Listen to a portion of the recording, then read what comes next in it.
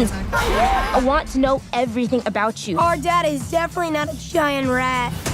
That makes me feel like he's a rat. Hello, everyone. Welcome to the big ticket interview for Teenage Mutant Ninja Turtles, Mutant Mayhem. I am Perri Nemiroff, and I'm lucky enough to be here with some of the team behind the film. Hello, guys. Thank you for being here, and congratulations on the movie. Thank you for having us. Thank you. So I got a lot of very specific Turtles questions I want to ask, but I am a New Yorker, so top priority for me is pizza. I've got a couple of pizzas that they eat in the 1980s animated series, and I want you to tell me if you would actually eat this pizza. First one feels like the softball to me. This is a chocolate chip pizza. Who's eating it? 100%. Yeah, we got that.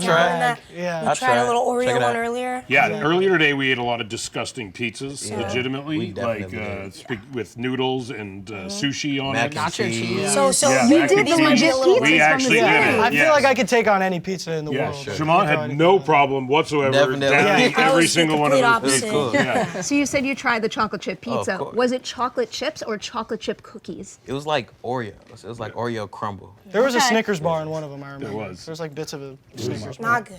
Things like that can make a big difference. You're glad you were smart enough to skip out on that one. Here's one that'll make your stomach turn more. A marshmallow and pepperoni pizza. I think maybe I'll be able to do that. I feel like Curious. sometimes you have to try curious. things, you know? Definitely. You didn't see the bit, but you were describing some tame pizzas compared to what we just Yeah. It was These are some crazy. pretty gross pieces. They do eat that on the show, right? They do. Yeah. All these they eat on. There's some guy on YouTube also who made Who's every remaking single them? pizza and tried them crazy. all, and Did he like that one? I think that one was tolerable. Peanut butter and clam pizza. Oh, no, that's...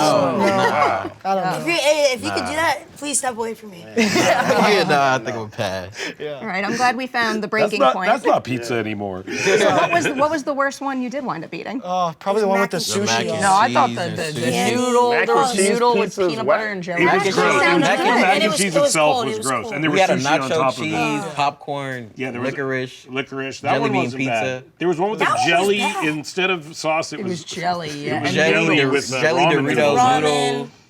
Yeah. Mac and cheese sounds good because I like does sound good. But it was, that was my It was like favorite. cold. That one It was was a my real favorite. bummer. That's why I Everyone- dove really head first into that one. It was a mistake. We could use our whole interview to talk about Yeah. pizza, but now I got to get into your movie. Seth, I'll throw my first question about that to you. So I'm a big Turtles fan. I will watch, read, play anything this franchise churns out, but when you continue a series like this, you want to do so with purpose. So what Yeah. was your break story moment on this script that confirmed to you guys, we've got something and we should run with it? It was very much from the very beginning. Our idea was to focus on the teenage part of Teenage Mutant Ninja Turtles. And to me, the first movie I wrote was Superbad, like a high school movie. And I've made a lot of high school movies over the years. And I've always loved like teenage movies, and it was the one thing they never did with Teenage Mutant Ninja Turtles. They always had like men in their 20s and 30s doing weird teenage boy voices and trying to like emulate teenagers. And so that was really where it started, was like, what if we really focus on kind of the teenage desire to be accepted and to be normal, and this kind of like coming of age story, and what if we cast actual teenagers? I like the sound of that. Yeah. So one of the things that I love about this franchise is that the more it grows and evolves, the more on-ramp opportunities it gives people. So everyone's got a different starting point with when they became a Turtles fan. So for each of you, can you tell me the first Turtle thing you had or experienced, whether it was watching a show, having a particular toy, you name it?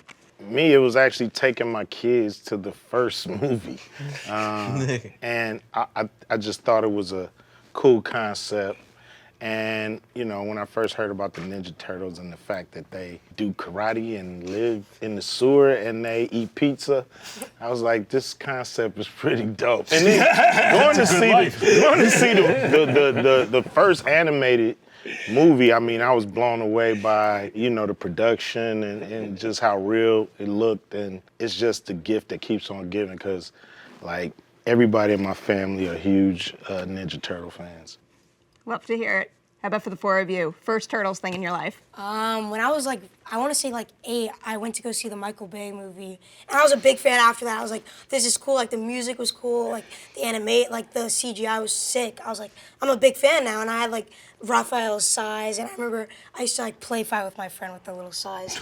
I used to think they were like to use as like swords, but they're actually used to like defend, which is Yeah, for me, I'd say it was the 2012 television show I think that's the first time I kind of got introduced to it. And then I would just get kind of like the Legos. I had like the turtle lanyard. I think I probably dressed up as a turtle one year. And from then, like my love for it has just continued to grow and grow. So to be here is just surreal.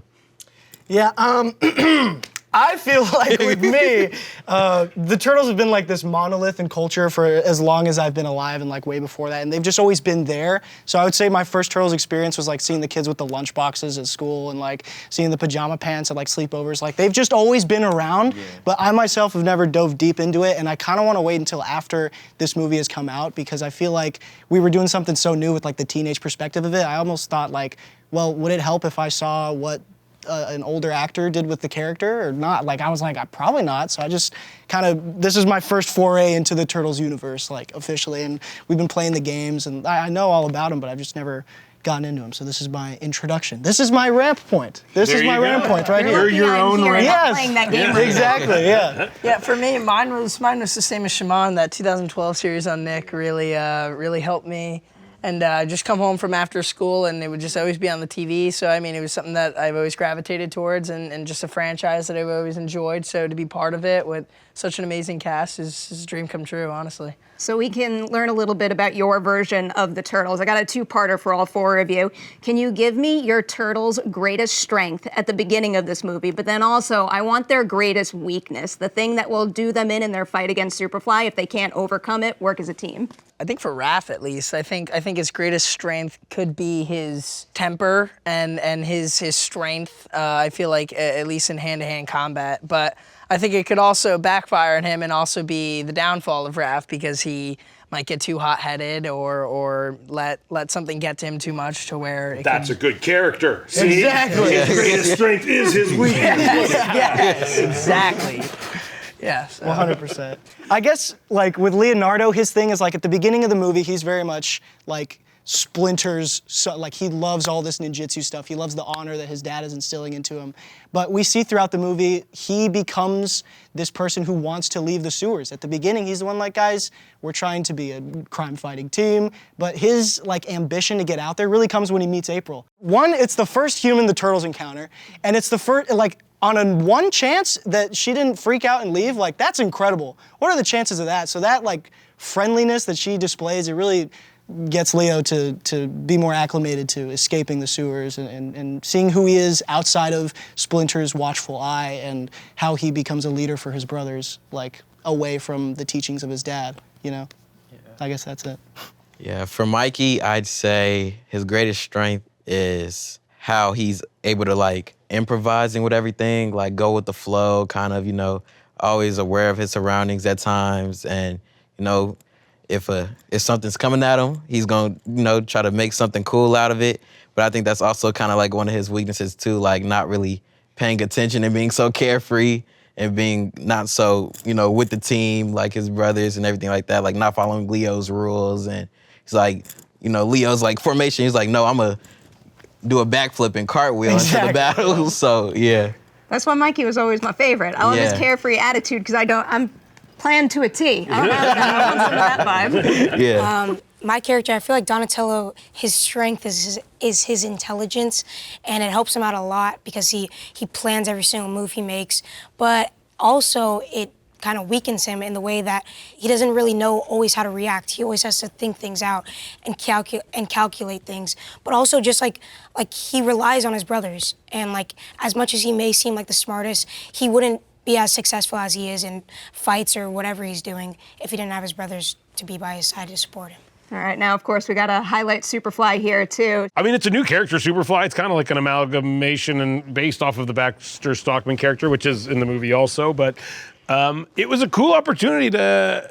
I like when these movies introduce new villains, but also have ones that I'm hoping will be included as well. And this was like a great opportunity to, kind of build off of the mythology of the previous iterations. There has been like fly people throughout the various versions of Ninja Turtles, but yeah, the idea of the character and of doing the character, it really kind of brought it all together and solidified things and was like a very funny but also scary scary, but also like relatable and understandable, but also like formidable villain. So it kind of like did a lot of things that we liked. And it was a giant, cool-looking fly monster, which we just thought looked cool, honestly. Okay, so that tees up an idea I wanted to ask you about in terms of his motivation. So I know he's all about wanting the mutants to take over the world, but I feel like with a big grand plan like that, there's usually something personal lurking underneath. So what is motivating him on this mission from a personal perspective? Oh, Superfly, you know, he just want to be loved.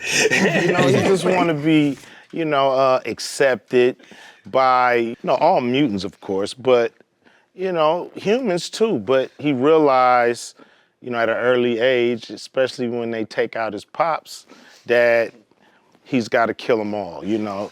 All humans, all two-footers gotta go, you know. So he builds up a little resentment for people because of their bad reaction to mutants. These are all sentences and explanations that I would expect from a Ninja Turtles exactly. movie. From a children's film. You brought up his group of mutants, and I know we get a glimpse of them in the trailer. Does anyone have a particular favorite in that group?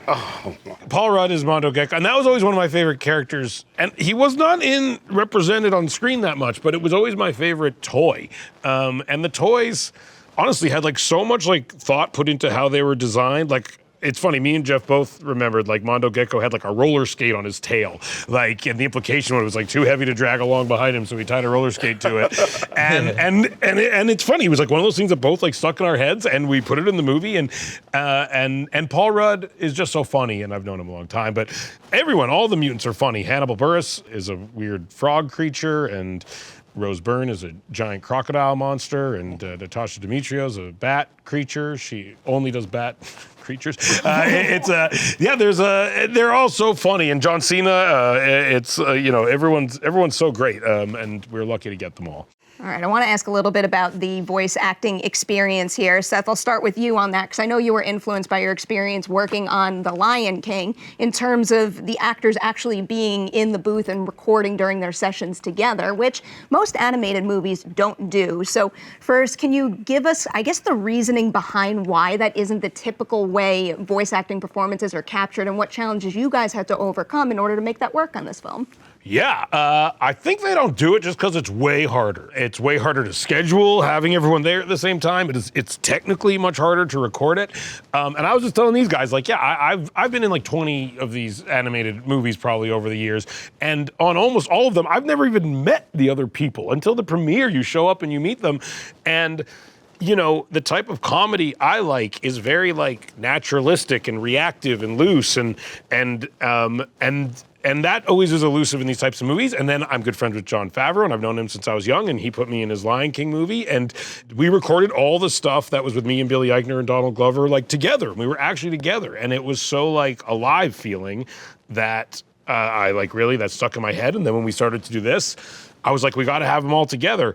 And then we did one recording when they were all together, and it was like fine. And it was very like scripted and a little bit rigid. And then I remember like the recording booth studio we use has this like tiny little like booth, like a restaurant booth, where like, and like all four of them would like pack in there and like eat snacks and just like say insane things to one another. And I remember going and listening to them for a minute and coming back into the recording booth and being like, that's what we need to do. Like, we should throw out the script and just tell them what the scene is and have them all just like scream at each other and talk amongst themselves and kind of like bicker and banter and really try to capture their real energy. And then we started to do that. And then when we had Cube come in for Superfly, we had him actually there with them, and they could react off of him.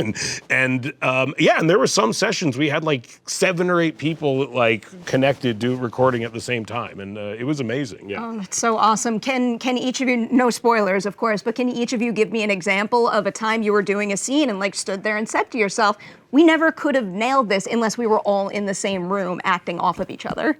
I definitely have the example. I don't think this is a spoiler, but I don't remember how it came about, but we were all just starting to make fun of the stereotypical New Yorker, pretty much. Like and it evolved. Am I going to take offense? No, it's all in good fun. It's all nice.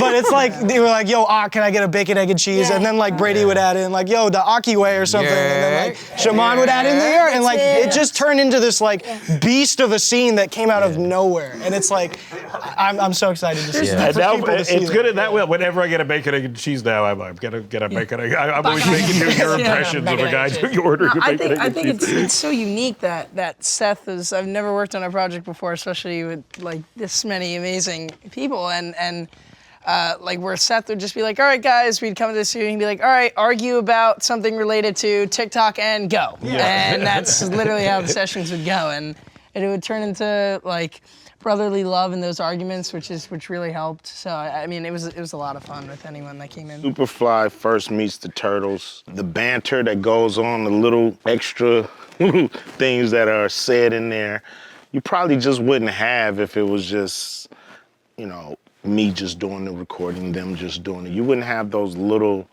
natural gems that land when people are kind of, when they know what they need to say, but they're ready to riff too.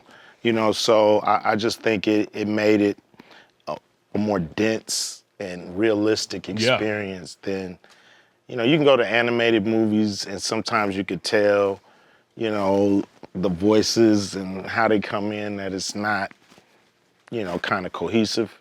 But with this technique and with this way, you couldn't get nothing but juicy scenes. It was also like natural feeling, like always. It just felt so like real, which was funny because the scenes are like a giant fly talking to four turtles. So whatever you can do to make that feel as real as possible is good. I love hearing that. We can't wrap this interview without highlighting Jeff. I'm obsessed with Mitchells versus the Machines. Now, this movie looks incredible. I think he's one of the best out there in terms of directing animated Shout out movies. Jeff. So good, Jeff. Can anyone tell me something about him as an actor's director and leader on this production that you appreciated and you're excited for more actors to experience in the future when they work with him on more animated movies? I think I say with Jeff, it was like a thing of, I appreciated how comfortable he made us feel at all times, how open he was, just like Seth was to our improv and things we were willing to add, and how collaborative, he made it feel. And, he was always so high-spirited throughout the whole movie, and, made us laugh and, shared some dope moments throughout the whole filming of it. So he's just an amazing person. Yeah, his creativity is so strong. And his energy. If I go to the booth and I'm just having a chill day, he knows how to get me going. He knows what to say to get me in this mood, to be able to just say and improv whatever line that makes sense for that specific part of the scene. Yeah, he's what I've realized, in working, you can never do no wrong. It was never where he was like, that's not working, try it this way. It was kind of like, give me more, give me more, give me more, give me more, give me more. And, I worked on an animated film, and guy was real technical. He wanted you to get every syllable right, and it was just a rigid way to work. Here, you felt like, I'm gonna go in here for a couple of hours and have a bunch of fun, say the craziest stuff I could think of, and he's gonna say, you did great, we'll see you next time. They say the term big booty boy races in this movie. So that made it. Mollywop. Oh, that's it, yes. They called the MPAA to Google Mollywop. You can't use a gangbang term. I'm going to wind down with one last one here, because I hear the Turtles' love of movies is on display in this film. So let's say all these characters got together and, Bebop and Superfly, they are invited to have a movie marathon. What movie would each character pick to put on that lineup? Are you crazy? I'm watching Superfly. Superfly. The original. You know what I mean? I'm watching Superfly, man. You know what I'm saying? It's a good movie. Holds up really well. Yeah, for sure. Richard Roundtree, was he? No. Nah, man. It's Ron O'Neal, man. You talking about Ron O'Neal. So we're starting with Superfly. Who's got the next movie on the list? The Fly. Well, The Fly. that's what I thought you were gonna go with. Another good one. Get it going. Probably. Are we talking about from real life or a Turtles perspective? Whoa, you take I'll that take on whichever you're yourself, more yeah. passionate about. Okay, from a Mikey's perspective, he'd probably do like probably be like a comedy special, like somebody's comedy special, or like like a Ferris Bueller's Day Off, or a Seth Rogen movie. I'll say It's right there. We're gonna do Superbad. Yeah, Superbad. We'll throw Superbad in there. We were going to have them watching that in the movie, but there was no clip that we don't swear that we could use. They're like, none of it we can use. Yeah. I feel like Donnie would watch like The Matrix or something because he's so into technology. yeah, He's so into like the futuristic world. He would definitely like. He's definitely a little nerd. He's a little geek. Or he'd watch like some sort of anime movie.